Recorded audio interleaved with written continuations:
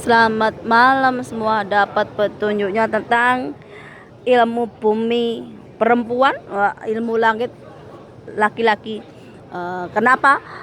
Karena sama-sama ciptaan Tuhan dan perempuan ini diwakili bumi, makanya disebut ibu bumi atau mother of earth, ataupun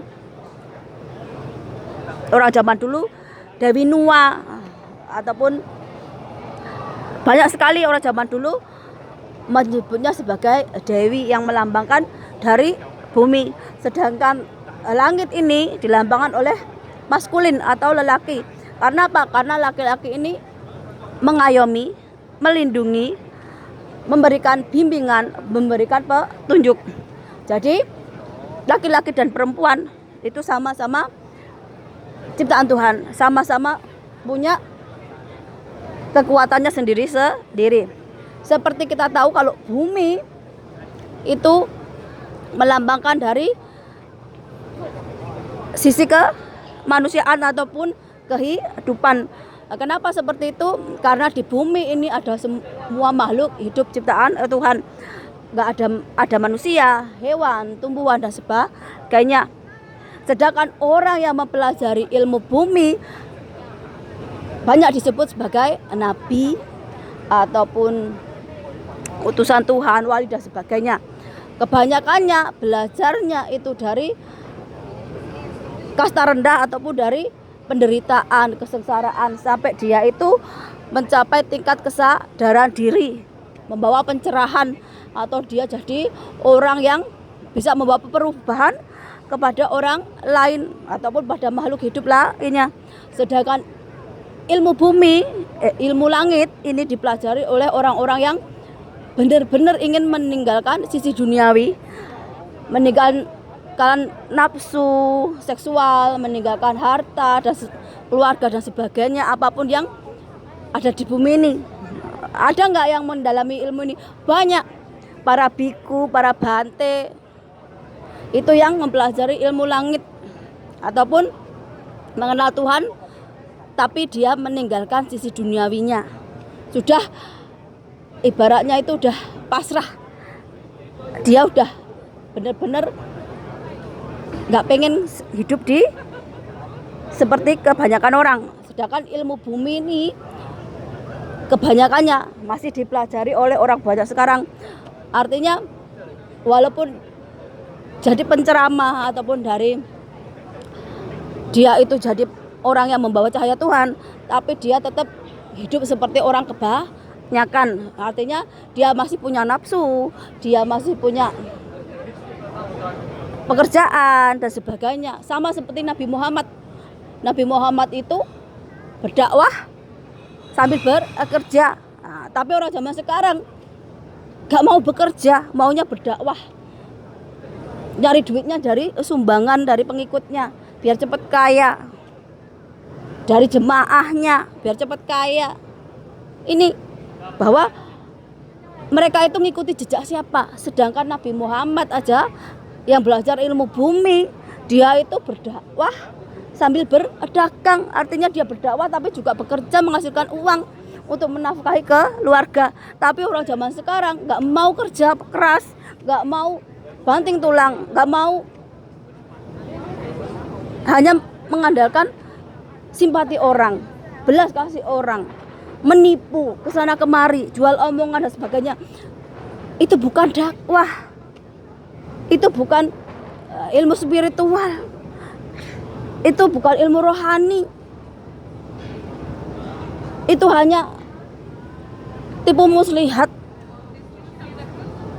Jadi kalau kalian nanya atau berkata mengikuti jejak Nabi, jejak Rasul, jejak Nabi, jejak Rasul yang mana? Sedangkan Rasul sendiri dia berdagang dengan berdakwah. Sedangkan kebanyakan orang sekarang ini nggak mau bekerja, maunya hanya berdakwah dengan tarif sekian. Kalau nggak sekian nggak mau. Dia pun kalau mau ceramah pilih-pilih tempat, pilih tempat yang bagus atau yang VIP, yang kalangan pejabat atau kalangan elit. Sedangkan yang tempat kumuh, tempat-tempat banyak premanisme ataupun banyak-banyak yang hal-hal yang maksiat, nggak tersentuh. Jadi kalau kita ceramah ke masjid, ke tempat-tempat yang itu udah biasa. Kenapa? Karena yang datang itu udah orang yang ngerti agama, ngerti Tuhan. Tapi ketika kita itu mendedikasikan diri, ataupun kita itu memberikan nasihat, memberikan petunjuk, kita memberikan ilmu kepada orang yang benar-benar nggak ngerti apa itu agama, apa itu Tuhan, apa itu jalan baik, apa itu kebenaran, apa itu jujur. Ini tapi kebanyakannya itu tadi, apalagi di Indonesia, kita nggak bisa bedain mana antara ulama dan dukun. Makanya banyak sekali orang punya masalah, bukan dia sendiri cari penyelesaian, tapi larinya ke dukun, ke kiai, ke paranormal, minta doa bayar sekian. Dia sendiri gak mau berdoa, gimana mau selesai kalau dia gak mau usaha nih. Sedangkan ilmu bumi itu mengajarkan kita itu kuat, setiap masalah kita harus bisa menyelesaikan. Makanya orang zaman dulu kalau orang mengenal, kalau mendalami ilmu bumi, dia itu terkoneksi dengan alam. Nah, kalau paceklik ataupun gunung meletus misalnya, kayak Mbah Marijan, dia tahu bagaimana untuk menetrakan gunung mau meletus. Ataupun kalau kemarau, wah hujan gak turun-turun nih, kalau kita terkoneksi dengan alam, nah, kita bisa berdoa ataupun disebut pawang hujan. Baba kita dulu ilmunya tinggi-tinggi. Nah, kalau sekarang kalian belajarnya cuman yang cetek-cetek, bagaimana bisa menipu orang. Ilmu pernafasan, nah, ilmu pernafasan itu gak usah dipelajari. Wong kita hidup sehari-hari ini udah belajar ilmu nafas. Bagaimana kita tetap bertahan hidup itu udah ilmu nafas. Kita mampu bertahan hidup dengan kelakuan yang baik, akhlak yang baik, itu udah ilmu nafas. Terus ilmu nafas apa lagi yang mau dipelajari? Nah, kalau di luar sana kamu coba jadi maling, jadi begal, jadi rampok, jadi penipu, jadi dukun abal-abal, jadi pemuka agama abal-abal. Indonesia itu nggak bakalan maju kalau cuman kayak gitu orang-orangnya. Indonesia itu penuh pemimpin pemuda yang jujur, yang pekerja keras, yang telaten, yang amanah, yang punya karakter yang baik. Bukan cuma mental-mental penipu, bukan mental-mental dikit-dikit. Ini yang kita ataupun sebagai orang Jawa prihatin. Jawa bukannya tambah maju, tambah mundur ke belakang. Udahlah,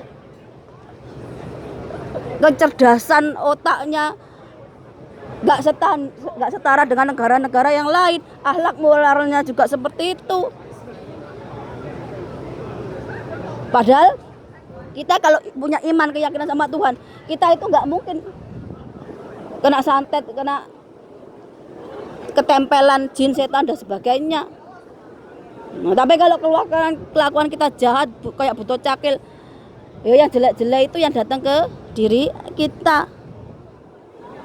Nih, sedangkan kita nih, nah, kalau mau bercocok tanam, kita itu harus membajak dulu, dipupuk dulu, biar nanti hasilnya subur. Sama seperti bumi. Bumi itu kalau kita pengen bumi memberikan hasil yang melimpah, tanah yang subur, kemakmuran, kita hidup kembali parut jinawi, yuk kita pupuk bumi ini. Dengan apa? Dengan kasih sayang. Yang dilakukan orang zaman sekarang apa? Merusak. Hutan digunduli, tanah dilubangi, alasannya tambang sampai hancur-hancuran. Orang Indonesia nggak bersyukur dikasih tanah yang subur, air melimpah. Coba kalau Indonesia itu dibalik, dikasih seperti di gurun pasir sana, gak ada air, gak ada tanah subur, kalian akan apa? Berwatak keras seperti orang Arab sana yang sukanya perang, bunuh-bunuhan. Nih, boleh beragama seperti yang kita inginkan, tapi ya pakai akal sehat, otak yang waras. Nah, kalau mau duit ya kerja, jangan menipu. Nih, nggak perlu bangga punya pengikut ataupun punya padepokan dan sebagainya. Lihat sekitarmu. Nah, kalau masih ada yang akhlaknya jelek, yang dibina. Selamat malam dan sampai jumpa.